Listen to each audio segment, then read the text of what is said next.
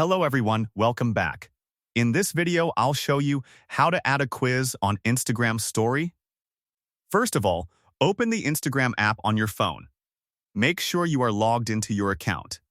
Now, go to the top left corner of your screen and tap the ++ test icon to create a new story. After that, you will see your gallery at the bottom left side. From there, select a photo or video that you want to use for your story background.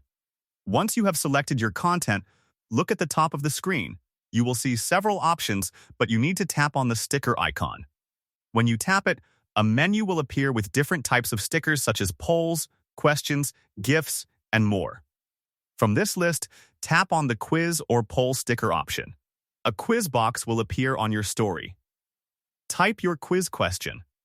Add multiple answer choices. Change the color using the color option. Resize the quiz sticker using pinch gesture.